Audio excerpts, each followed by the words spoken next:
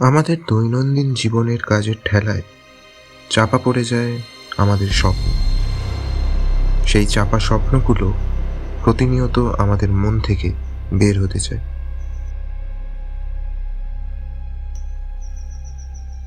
কিন্তু যখন মনে হয় আখেরেই সেগুলো স্বপ্ন হয়েই থেকে যাবে, তখনই ভেতর থেকে একটা আওয়াজ আসে, it's the time to start.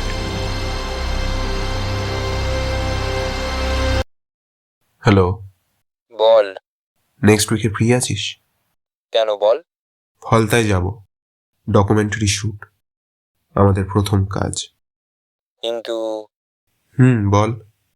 আমাদের সিনেমাটার নাম কি হচ্ছে? জানাচ্ছি।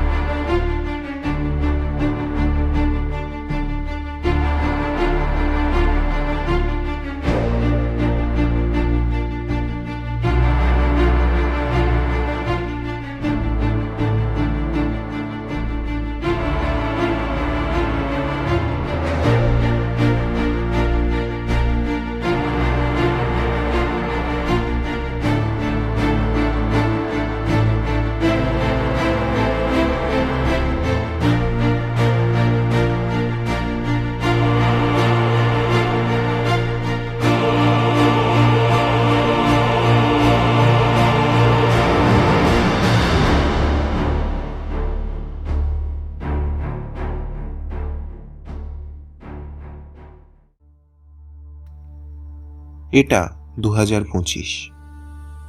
আজ এই জায়গা সাধারণ এক জনপদ, অথচ 18 শতকের মাঝামাঝি সময় এই নদী তীরের গ্রামেই একদিন গড়ে উঠেছিল সাম্রাজ্যের গোপন আশ্রয়। যদিও আমাদের ইতিহাসের বইয়ে অবহেলিত এই ফলতার ইতিহাস পড়ানো হয় না, কিন্তু এখানেই নিঃশব্দে লেখা হয়েছিল ভারতের ভবিষ্যৎ। এখন ফলতার যে কারেন্ট সিচুয়েশন সেই নিয়ে যদি কিছু বলেন। তাদের বলতে কোনো উন্নতি নেই। আচ্ছা, মানে এই যে কেল্লাটা কেল্লাটা নিয়ে কোনো উন্নতি নেই। আচ্ছা, আগের করেই একই অবস্থা এটা এরকমই পড়ে আছে, করে আছে। আর সরকার কোনো ইয়ে করছে। আচ্ছা, তো এটা আমরা শুনেছিলাম যে এর পর থেকে একটা মানে রিফিউজি ক্যাম্প টাইপের হয়ে গেছে। কেমন হয়ে আছে? আচ্ছা, ওটাই হয়ে আছে। ওইটাই হয়ে আছে। তো এখনকার যে মানে তরুণ প্রজন্ম, তারা কি ভাবছে ফলতায় নিয়ে? এটা কিছু উন্নতি করলে ভালো হয়। আচ্ছা, আর এর যে একটা ঐতিহাসিক নিদর্শন আছে, সেটা ইতিহাস থেকে আউট হয়ে যায়। হ্যাঁ, কোনো ইয়ে নেই, হুম। খোঁজ খবর নেই।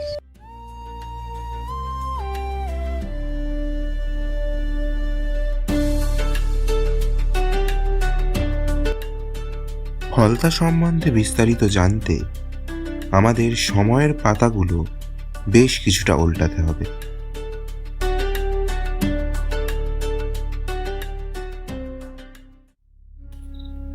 1498 খ্রিস্টাব্দ। পর্তুগিজ নাবিক ভাস্কো দা গামা জলপথে ভারতের পশ্চিমের কাছে কালিকট বন্দরে এসে পৌঁছান। পরবর্তীতে পর্তুগিজ, ডাচ, ইংরেজ, ফরাসি বহু বণিক আসতে শুরু করে ভারতে তৎকালীন জম্বুদ্বীপে। সেই সব বণিক সম্প্রদায় হুগলির তীরের বহু জায়গায় তৈরি করলেন নৌঘাঁটি বা শিপিং স্টেশন, যেখানে বণিকরা উৎপাদন করা পণ্য মজুদ রাখত। আবার এখানে মজুদ থাকত সৈন্যরাও। নদীতে ভাটার সময় জল কমে গেলে বড় বড় বাণিজ্যিক জাহাজ, নৌকা নদীর চড়ায় আটকে পড়লে এই শিপিং স্টেশনই হয়ে উঠত তাদের বিশ্রামাগার। এরকমই একটা শিপিং স্টেশন হলো ভলথা। সেখান থেকেই আজকে ফলতা। 1756 সালের এপ্রিল মাস। বাংলার নবাব আলীবর্দী খাঁ চোখ বুঝলেন।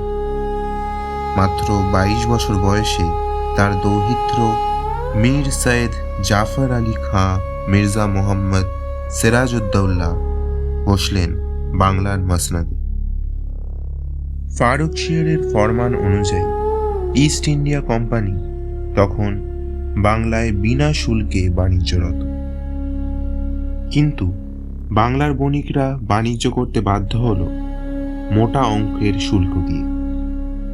তার উপরে এইসব ইউরোপীয় কোম্পানিগুলো নানাভাবে সিরাজকে উপেক্ষা করায় বাংলার নবাব প্রচণ্ড অসন্তুষ্ট হন। কলকাতার আকাশে তখন ধোঁয়া আর পরাজয়ের ছায়া। নবাব সিরাজউদ্দৌলার বাহিনীর সামনে রুখে দাঁড়াতে পারছে না ইংরেজ সৈন্য, ভেঙে পড়ছে ফোর্ট উইলিয়াম। পলায়নপর ইংরেজরা ডোডালি জাহাজে চেপে ভেসে আসে অনেক দূর, আশ্রয় খোঁজে এই অচেনা গ্রাম ফলতায়। পরাজয়ের দগদগে ক্ষত বুকে নিয়ে তারা এখানেই গড়ে তোলে এক গোপন আশ্রয়। ফলতার এই দুর্গে ডাচ কর্তৃক ইংরেজদের আশ্রয় দেওয়া সিরাজ মানতে পারেন, তাই মুর্শিদাবাদে ফেরার পথে ডাচদের বাণিজ্য ঘাঁটি চুচুড়া তিনি দখল করেন। অন্য প্রান্তে ফোর্ট উইলিয়াম আক্রমণের কথা লর্ড রবার্ট ক্লাইভের কানে পৌঁছলে অ্যাডমিরাল ওয়াটসনের সাথে বহু সৈন্য নিয়ে মাদ্রাজ থেকে 20 ডিসেম্বর 1756 সালে তিনি এই ফলতায় পদার্পণ করেন। আসেন ওয়ারেন হেস্টিংসও, আর ফলতাও হয়ে ওঠে সাম্রাজ্যের গোপন সদর দপ্তর। নির্জন রাতের অন্ধকারে এখানেই জন্ম নেয় বিশ্বাসঘাতকতার চুক্তি। মীর জাফরের নাম প্রথম উচ্চারিত হয় এই ফলতাতেই। কলকাতার পতনের প্রতিটি অশ্রুকণা এখানে বদলে যায় প্রতিশোধের আগুনে। আর নদীপথে সেই আগুনই ভেসে ওঠে পলাশীর প্রান্তরে, যেখানে বাংলার ইতিহাস পাল্টে যায় চিরদিনের জন্য। আক্রমণের আশঙ্কায় সিরাজের সৈন্য বজবজ দুর্গ অধিগৃহীত করেন। ফলতা থেকে ক্লাইভ বজবজের দিকে সৈন্য পাঠাতে থাকেন সিরাজের সৈন্যের উপর নজর রাখার জন্য।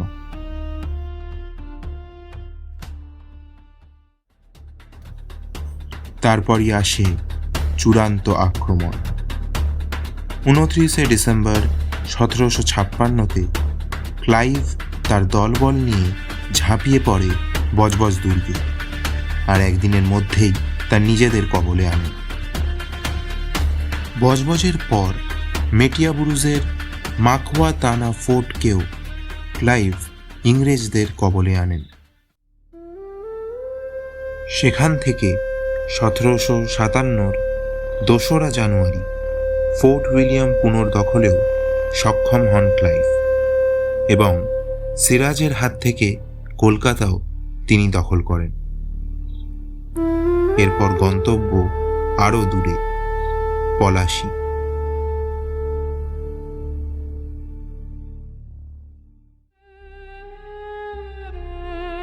বর্তমানে এই ফলতার কেল্লা হয়ে উঠেছে রিফিউজিদের অনানুষ্ঠানিক বাসস্থান। এখানকার অনেক মানুষরাই জানেন না তারা এমন এক স্থানে বাস করছেন যে স্থান বাংলার ইতিহাসের এক গুরুত্বপূর্ণ অধ্যায়ের সাথে জড়িত আছে, যদিও যে পৃষ্ঠার সঙ্গে এই অধ্যায় জড়িত সেই পৃষ্ঠাতে বহুদিন হলো ধুলো জমে গেছে।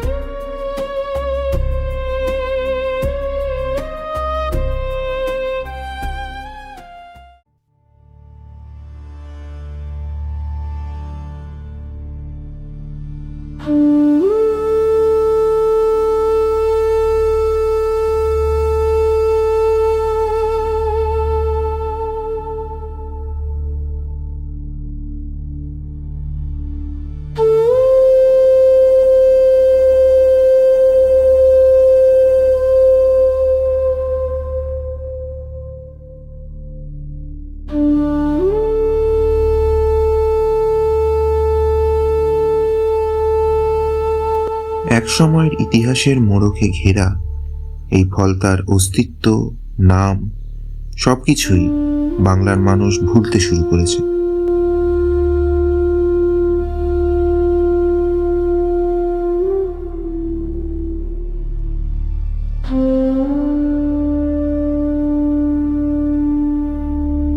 দৈনন্দিন কাজের ঠেলায় ফলতার মানুষের কাছেই এখানকার ইতিহাস হয়ে উঠেছে লোকগাথা।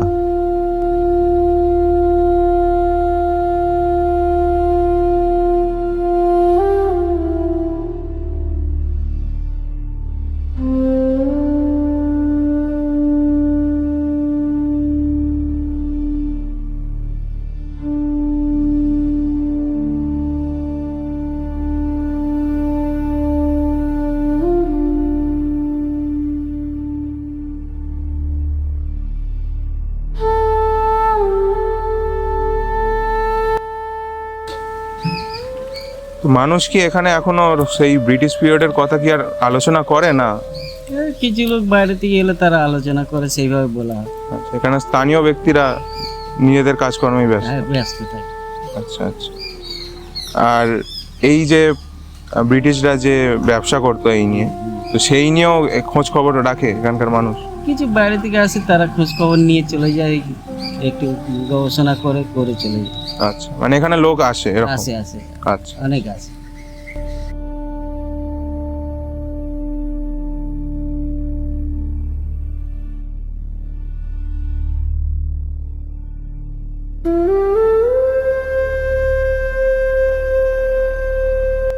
আসলে কিছু কিছু স্থান থাকে যেগুলো থেকে যায় অন্ধকারে, নির্জনে।